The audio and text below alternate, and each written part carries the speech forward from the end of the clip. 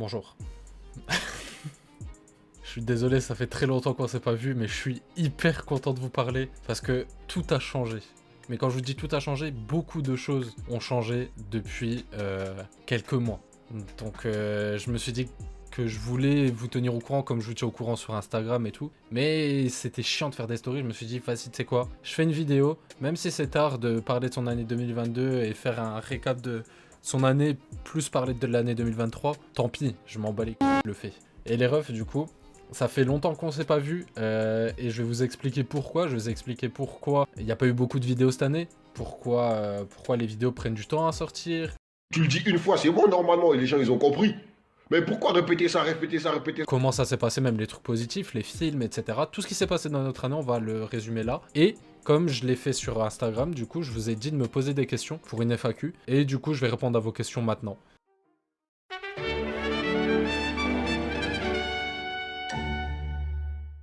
« 2022, grosse année parce que beaucoup de choses... Première question. Ah, je vous ai pas dit, du coup je suis avec Grise. Eh oh mon pote. Et bah du coup les questions je les ai pas vues mais c'est lui qui va me les poser. Donc j'avais pas envie de prendre mon tel comme ça donc il va me les poser mais du coup il a pas les bons timings donc il va me couper comme ça toute la vidéo, je le sais. T'es qui et tu fais quoi? C'est une vraie question ça. T'es qui et tu fais quoi? Ouais. C'est une bonne question, ça fait un peu rire parce que à force de recevoir des petits messages de personnes qui me connaissent, je sais que les gens ils viennent sur ma page Insta ou sur mes vidéos YouTube parce qu'ils savent un peu qui je suis, mais je suis personne. Donc très bonne question de fou. Je suis qui?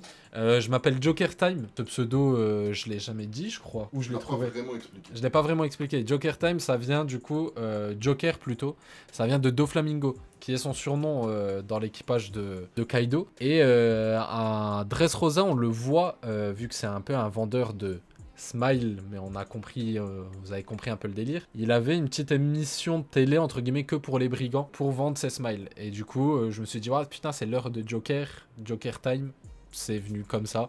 Et c'était un pote à moi qui me l'a trouvé, qui m'a dit, putain, mais appelle-toi comme ça. Je me suis dit, putain, bête d'idée. Donc voilà.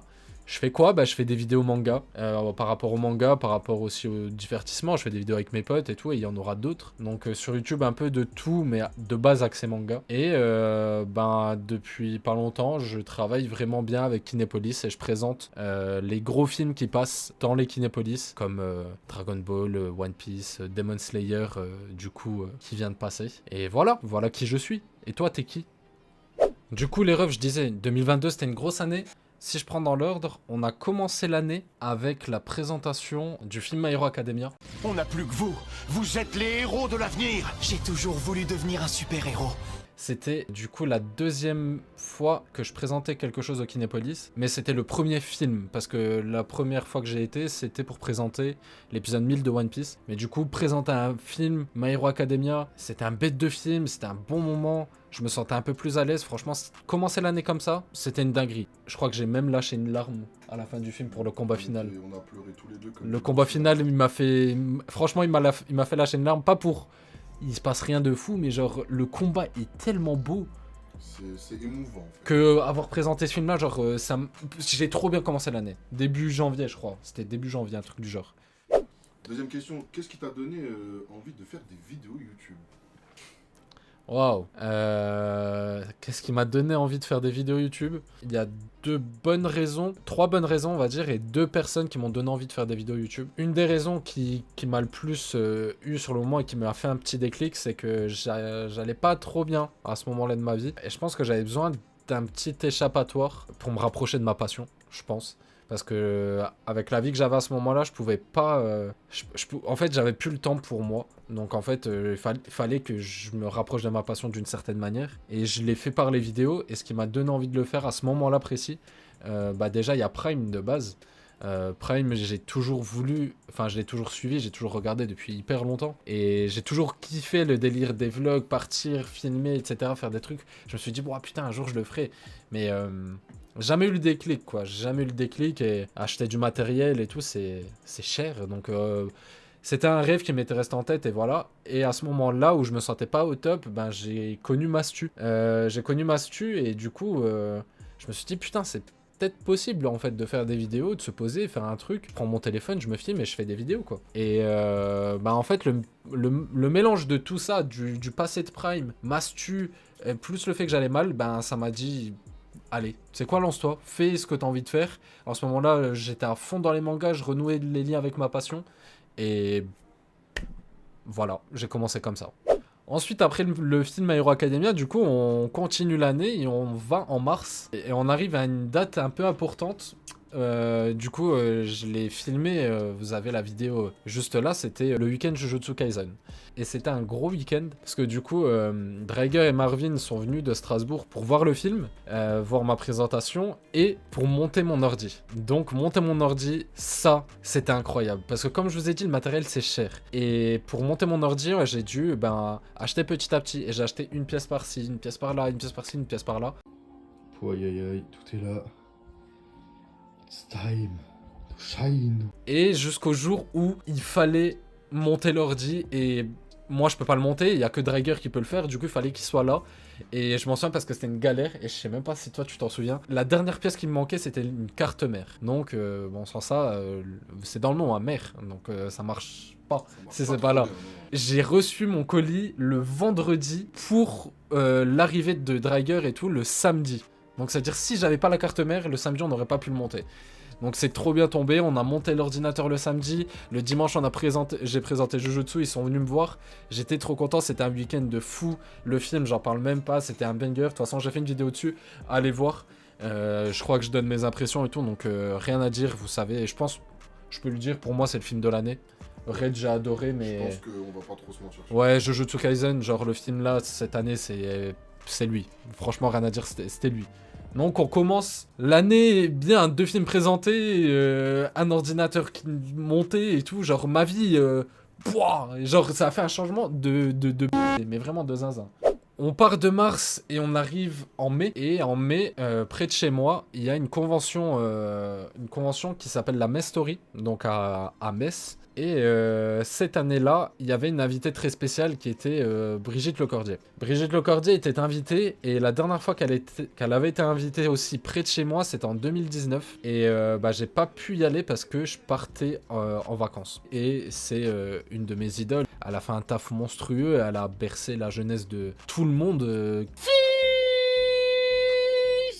Et du coup, la rencontrer, c'était un rêve, j'avais absolument envie, et là, je pouvais. Donc, j'ai pris les devants et j'ai fait une vidéo sur Instagram, qui est encore sur mon profil, où j'avais demandé à mes abonnés, du coup, toujours abonnez-vous à Instagram parce que j'ai besoin de vous, de fou. Et j'ai demandé en gros à mes abonnés de la citer en story, de lui envoyer des messages et tout pour qu'elle voit la vidéo. Et je lui demandais en gros qu'on se rencontre, qu'on puisse discuter et qu'on puisse avoir une interview en fait. C'est ça que je voulais. Et du coup, elle a répondu.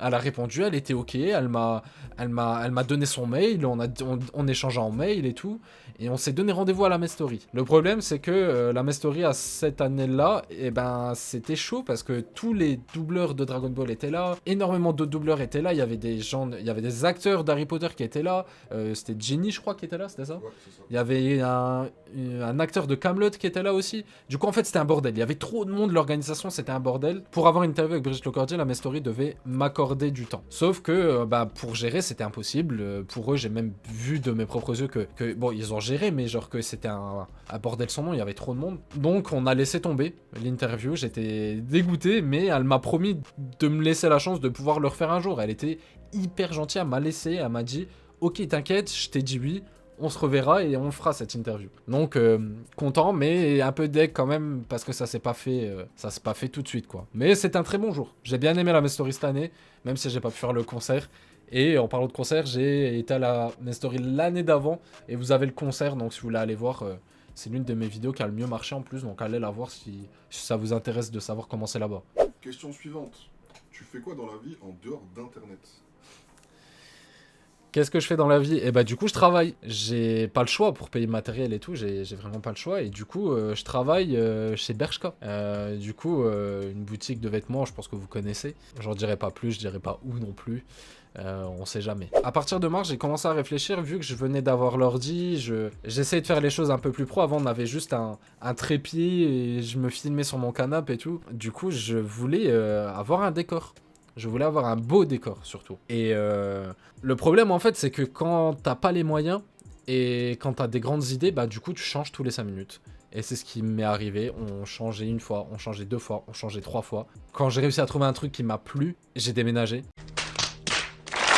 Du coup, j'ai dû tout enlever, refaire le décor chez moi, dans mon nouveau chez moi. Puis ça m'a plus plu, puis j'ai tout enlevé. Donc en fait, les changements de décor, ils sont faits tout le temps et c'est pour ça que j'ai jamais eu de décor assez fixe. Là, je me suis fait quelque chose qui ressemble à peu près.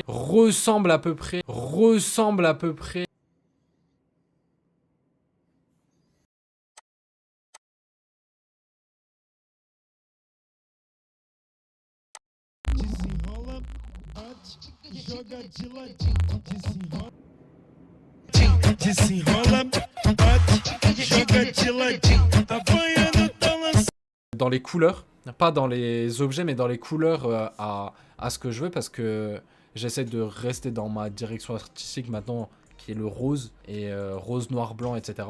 Mais ouais, les décors, c'était une galère, et ça c'est encore une galère. En fait, il faut des moyens, il faut des idées, et tant que j'ai pas les moyens, ça me sert à rien de tout changer, tu vois. Le pire, c'est qu'on a vraiment des bonnes idées, mais encore une fois... Ouais, c'est l'argent, en fait, c'est le budget. C'est le budget, et tant pis, c'est pas grave. Abonnez-vous. Abonnez-vous, ouais, abonnez-vous. On vous le dit en rigolant et tout, mais c'est vraiment ça, en fait. C'est les marques, les personnes qui peuvent me soutenir, entre guillemets, financièrement, ne le feront jamais juste parce que je suis beau, ou je suis gentil, ou je suis le mec le plus gentil. Ils s'en tapent complet. Ils regardent les chiffres. T'as ça comme chiffre, c'est assez, c'est pas assez, c'est tout. C'est bon. C'est fini pour vous. Les coups de cœur de Joker, Ça, c'est un truc que je voulais parler. C'est du coup mon nouveau concept que j'ai fait. J'ai fait un épisode sur Assassination Classroom. Et c'est un concept qui a pour but de parler, comme je l'ai dit, de mes coups de cœur. Dans le sens où en gros j'ai déjà fait une vidéo où je parlais de pourquoi tu dois regarder One Piece. Et en gros ce concept de vidéo de pourquoi tu dois regarder tel et un tel, je voulais le réserver pour des gros bangers que pour moi en fait c'est normal entre guillemets que tu les as vus. C'est pas un petit animé de 10 épisodes sur Netflix et que une personne sur 100 a déjà regardé. C'est genre One Piece, c'est genre Naruto, c'est Dragon Ball, c'est des grosses vidéos comme ça que je vais faire en mode tout le monde connaît, mais voilà pourquoi tu dois regarder ça, parce qu'il y en a qui ont jamais vu. Il y en a qui ont jamais regardé Naruto, il y en a qui ont jamais regardé One Piece, il y en a qui ont pas de vie. Ouais, wow, Oh non, c'est grave, j'en peux plus de ça. Dis-moi, tu as regardé Demon Slayer? Ah ouais, t'as regardé Naruto? Non. One Piece? Non. Il y a une fois, on m'a dit c'est quoi? Non, là, ça abusé pas. Bref, les pourquoi tu dois regarder, c'est pour ça, et les coups de cœur, c'est pour les autres coups de cœur d'animé que j'ai trop kiffé. Et cette série d'épisodes, j'ai grave kiffé. Je voulais parler d'Assassination Classroom, je l'ai fait en premier, et je vais le refaire. Ce concept va continuer. Je vais faire d'autres épisodes. Il y a d'autres idées qui sont déjà en train d'émerger. Je sais déjà c'est quoi le manga de l'épisode 2. Et c'est cool. Et en plus, on a l'arrivée du coup d'un nouveau personnage dans ce nouveau concept qui est Roger. Et c'est cool parce que du coup, il va enfin pouvoir prendre la parole. Et donc, il a un concept pour lui. C'est cool. Si vous savez pas c'est qui Roger, allez voir la vidéo. Bah tiens, on parlait des coups de cœur, etc. C'est quoi le premier anime et le premier manga que tu as regardé? Le premier anime et le premier manga que j'ai regardé, que j'ai lu du coup, ouais. C'est simple en fait. Le premier animé et le premier manga que j'ai lu, c'est le même. Et c'est Dragon Ball. J'ai commencé avec Dragon Ball, j'ai regardé, j'ai lu Dragon Ball en tout premier. Dragon Ball en VF, désolé, mais quand ouais, mais quand tu t'allumais la télé avant sur manga, n'importe quoi, c'était en VF. Même One Piece. Oui, mais gros, sur One Piece des 17, tu regardes en quoi? J'ai regardé quoi? J'ai regardé 2 arcs en VF, j'ai tout maté en Voilà, VO. c'était en VF. Mais moi, avant, gros, t'avais 8 ans, tu regardais en VO. Belette. Et la VF, elle est bonne, hein, de Dragon Ball. La VF est non, très bonne. en vrai, le casting est excellent. C'est juste les traductions. Ouais, c'est la traduction. Les années 90, c'est ouais, normal. Voilà. En vrai, c'est normal. Heureusement, quand t'es petit, on comprenait pas. Le doublage est vraiment pas mal dans Dragon Ball. Du coup, Dragon Ball, lu et regardé en tout premier. On arrive, du coup, je crois que c'est en août, la sortie de One Piece Red. Du coup, comme je vous avais dit, la toute première présentation que j'ai fait, c'était One Piece, l'épisode 1000, mais je l'avais pas considéré comme un vrai film One Piece que je présentais. C'est pas la même chose, en fait. C'était pas le même délire. Il y avait pas eu de film depuis Stampede. Et j'étais en mode, putain, waouh, One Piece Red, je suis content de fou. Et franchement, c'est un banger. Je suis grave content. peu importe les retours du film, j'ai fait aussi une vidéo où je parle de ça. Surtout, je fais une grosse analyse sur la fin. Donc, si vous voulez l'analyse complète, allez voir la vidéo. Mais c'était très cool. C'était un bon moment. Et à ce moment-là, en fait, j'avais plus d'engouement avec les gens. Donc, il y avait plus de gens qui venaient me voir, qui me reconnaissaient. Rien que ça, qui me reconnaissaient. C'était fou. Et ça me faisait vraiment très plaisir. Mais réellement. C'était un vrai bon week-end, je trouve. Ouais, c'était un bon week-end et ça m'a fait très plaisir. One Piece Red, c'est un bon souvenir. Août, en plus pour l'anniversaire d'Amine, que demander de mieux? Est-ce que tu vas sortir plus souvent des vidéos YouTube? Bonne question. Oui. Je m'y engage réellement à sortir plus de vidéos YouTube parce que ça m'énerve de pas en sortir beaucoup. J'adore faire des vidéos, j'adore en sortir, j'adore voir les retours, j'adore tout. Le problème que je sortais pas beaucoup de vidéos, bah comme je l'ai dit, bah j'ai une vie à côté. Je jongle entre faire du montage, tourner les vidéos, trouver les idées. C'est pour ça que maintenant je bosse avec Dreiger, Grise, Marvin et Midal pour trouver des idées, faire des choses et déléguer un peu le travail parce que je peux pas faire tout seul. Mais avec le travail, la fatigue, les amis, la famille, etc. Bah en fait tu t'y perds et t'as plus le temps en fait. En fait tu crois que t'as le temps mais t'as pas le temps. Donc tu tournes des vidéos et j'en ai peut-être 4-5 dans mon ordi et je me dis ouais vas-y je vais les monter. Mais sauf que le montage ça se fait pas en 2 minutes et voilà.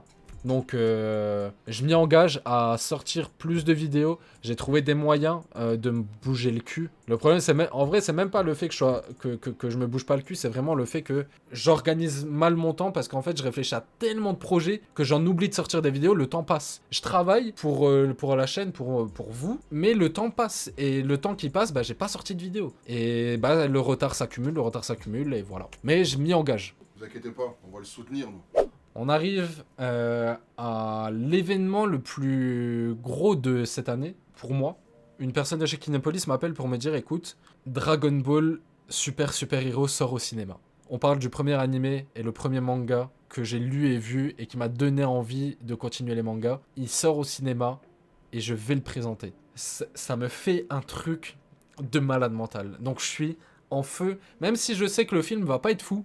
Que j'ai présenté Jujutsu Kaisen, j'ai présenté One Piece Red, j'ai présenté My Hero Academia, qui sont des films 1000 fois mieux que Dragon Ball Super Hero. J'ai même pas peur de le dire. Non, clairement pas. J'ai pas peur de le dire. Et ben, en fait, je suis trop content, je suis trop ému, parce que je me dis, putain, c'est un peu le rêve d'un enfant, en fait. C'est ça le truc. Mais je réfléchis, je me dis, putain, il y a moyen de faire un truc cool. Et là, vous êtes pas bête et vous vous souvenez d'un truc que je vous ai raconté avant, c'est Brigitte Lecordier. Brigitte Lecordier, l'interview qu'elle m'a promis, je me suis dit, putain, mais on peut l'utiliser, ça. Je propose quelque chose à Kinepolis, et je leur dis, écoutez, j'ai un contact avec Brigitte Lecordier qui double dans le film de Dragon Ball. Elle m'a promis une interview. On peut, si vous voulez, je peux lui demander pour qu'on fasse une interview. Comme ça, j'ai mon interview qui est disponible sur ma chaîne en entier. Et on pourrait avoir un petit bout d'interview qui pourrait passer à l'écran. Donc je me trouve assez culotté, mais je dis, vas-y, c'est quoi on demande. Le culot fonctionne, ça marche. Je suis en feu et du coup, j'essaye de demander un peu plus, de demander 3 minutes 30 de vidéo pour mettre avant le film. Je demande au culot, ça marche, je pète les plombs. Ça a fonctionné, bordel. Je comprends pas, donc je me dis vas-y t'es quoi, on va demander autre chose. Et je dis bah écoutez ça serait cool que bah du coup que l'interview bah elle passe dans tous les Kinépolis qui passent le film et qui font la séance mangaka à ce moment-là. Je me dis bon là c'est trop. Mais ça Là, passe encore. Mais ça passe encore. Donc je suis en feu, mais il y a un truc qui manque. Enfin il y a une chose primordiale qui manque, c'est l'approbation de Brigitte Lecordier. J'ai l'idée, elle m'a promis, mais elle m'a jamais dit qu'elle pouvait l'accepter pour faire Kinépolis, etc. Du coup, c'est une bataille acharnée en parlant avec elle, en parlant avec son agent, etc. Et on arrive bientôt à 3 semaines de l'événement et on n'a pas de nouvelles. Je suis détruit, je suis hyper mal, tous mes espoirs tombent, je suis trop mal, je me dis putain... C'était le moment, je suis dégoûté et tout. Et là, je reçois un appel de son agent. Louis, si tu passes ici... T'es une crème, merci. Merci de fou. Qui m'appelle, je crois, le vendredi, je sortais du travail.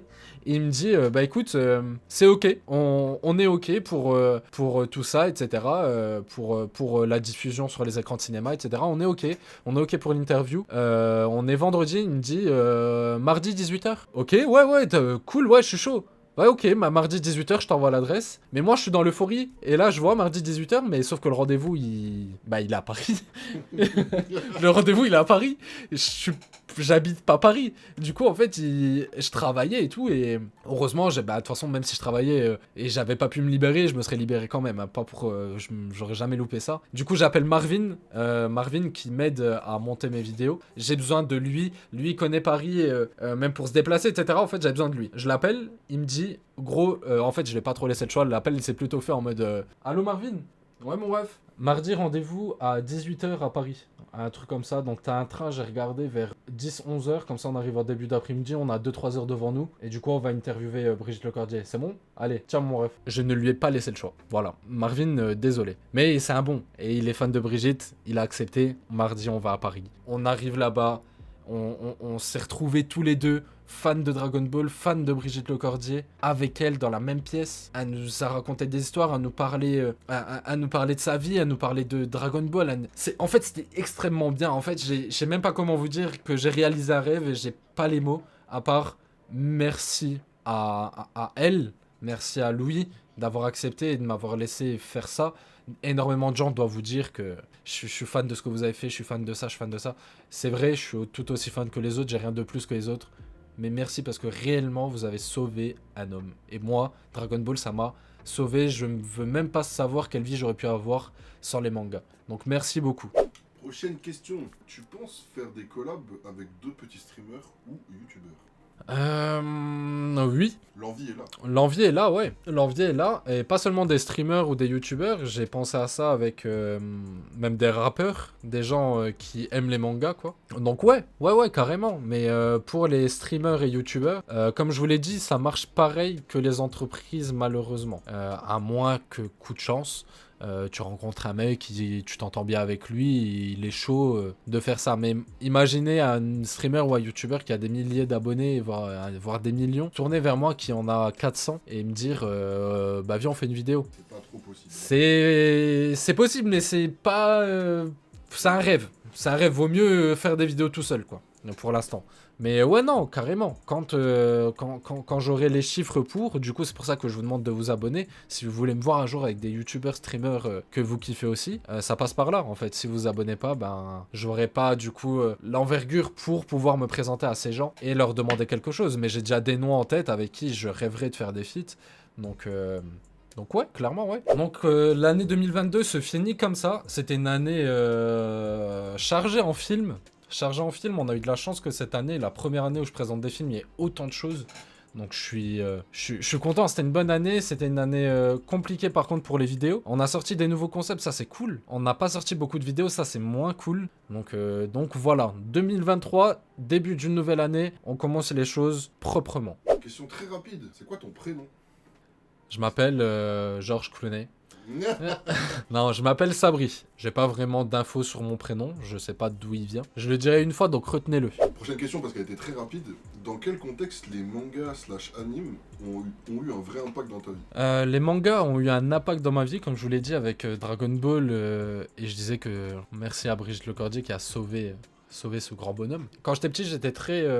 encore un peu maintenant, mais j'étais très solitaire, j'aimais beaucoup rester chez moi, j'aimais beaucoup rester sur ma play et jouer quoi. Je sortais, hein, j'avais une vie, je fais pas le mec, j'étais un gros geek qui sortait jamais de chez lui, je sortais, mais quand je pouvais rentrer, je rentrais vite quoi. Si je dois vous la faire rapidement, j'ai essayé de grandir un peu par mes propres moyens. Bah regardez Dragon Ball, surtout en fait ça m'a appris plein de choses, ça m'a appris le courage, l'amitié, ça m'a appris des valeurs fortes, et quand je les ai regardées, ça me donnait des frissons, j'ai pleuré quand Vegeta il s'est sacrifié, j'ai des vraies larmes, j'ai pleuré quand Goku il est revenu sur Terre, quand Goku s'est sacrifié contre Cell. En fait, quand ça a commencé là, je me suis dit putain, c'est fou. Après, j'ai commencé Naruto, j'ai commencé plein de choses. Je vais pas vous apprendre quel genre d'émotion tu peux avoir dans Naruto. Mais en fait, les mangas, ça a changé ma vie parce que j'ai réussi à apprendre vraiment c'était quoi les vrais sentiments. Donc, oui, j'ai aimé Bulma du plus profond de mon cœur, je peux le dire, oui.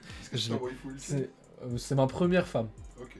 Je pense, ouais. Et donc, ouais, l'amitié, la rage, la colère contre certains personnages, l'épanouissement. Genre, quand t'es petit, là, tu te dis, vas-y, dis nappe. Mais quand t'es petit, c'est trop important, en fait. Et ça t'apprend vraiment beaucoup de choses. Et bien écrit, très bien écrit, en fait. Ça t'apprend un nouveau type de langage, une nouvelle façon de penser, parce que les Japonais pensent pas comme nous, etc. Et en fait, ouais, ça m'a changé ma vie. Mais carrément, en fait. Je pense qu'il n'y a pas beaucoup de fans de manga qui peuvent pas dire que ça les a pas changés. Ouais, je pense vraiment que, en fait, ça, c'est même pas un truc qui me colle qu'à moi. Je pense que c'est tout le monde. Je pense que ça a changé tout le monde. Genre, avec dans notre groupe, 100% en fait. Ouais, et je parle. Oui, j'ai une petite aide contre les nouveaux fans de manga. Je parle des vrais fans de manga qui le prennent avec le cœur. Je vois quelqu'un qui lit quelque chose qui va le ressentir. Que quelqu'un, quand il va me parler de son anime préféré, je le sens qu'il y a un délire. Tu vois, tu le sens qu'il kiffe, tu le sens qu'il y a un délire. Pas j'ai regardé Naruto sur Netflix, ouah, Kakashi il est trop fort. Non, quelqu'un qui va me dire l'histoire de Kakashi elle est folle. Genre c'est l'histoire quelqu'un qui va me citer son père, quelqu'un qui va me citer, qui connaît, tu vois. Là je vais me dire waouh, ah ouais, lui il kiffe. Ça a bouleversé un moment de sa vie, c'est beau. Et je pense que tout le monde, on peut tous citer un manga comme ça, ou plusieurs, qui nous ont fait ça. Début 2023 les refs, j'ai beaucoup d'objectifs, mais du coup on a quand même accompli une chose en 2023, c'est qu'on a commencé les streams. On a commencé les streams sur Twitch. Je vous mets mon lien, enfin je vous mets mon nom Twitch et tout ici. Allez suivre Drager aussi. Allez suivre Drager aussi. J'ai commencé les streams parce que j'ai toujours voulu regarder des animés en live. J'ai toujours adoré ce concept de voir des TikTok, des gens qui regardent des animés et tout en live avec d'autres gens, c'est trop bien. En ce moment on regarde IQ, on regarde Vinland Saga, on joue à Tunic. C'est un jeu incroyable, c'est des mangas pour l'instant, enfin des animés que je kiffe, surtout Vinland Saga. IQ je découvre. Voilà, ça c'est le premier pas dans 2023.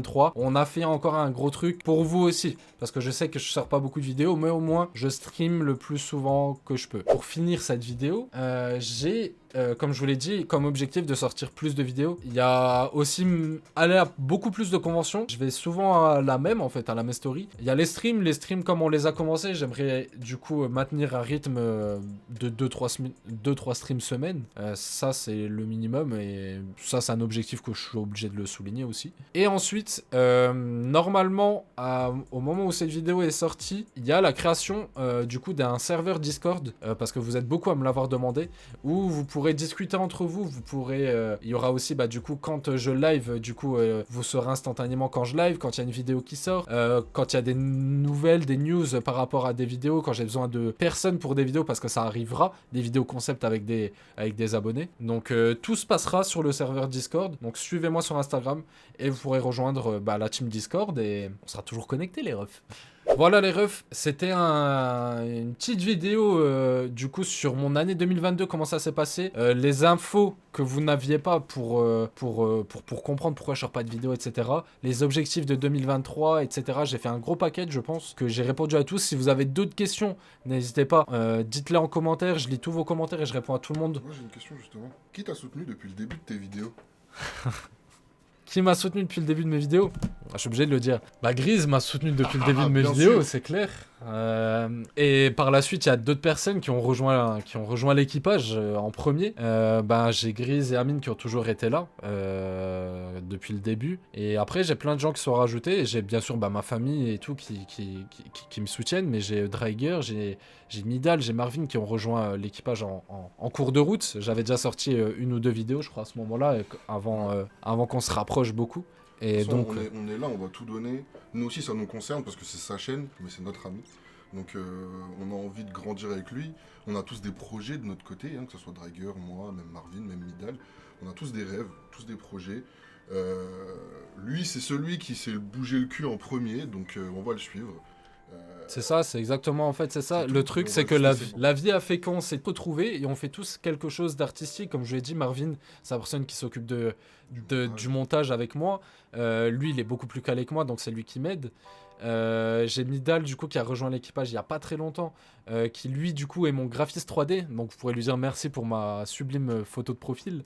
Et les autres choses. Je vous mets leur Insta à chaque fois, hein.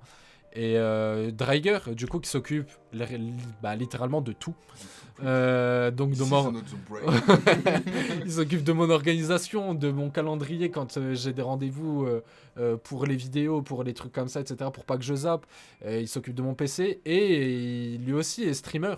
Et il a streamé bien avant moi. Et du coup, je vous laisse son compte en description.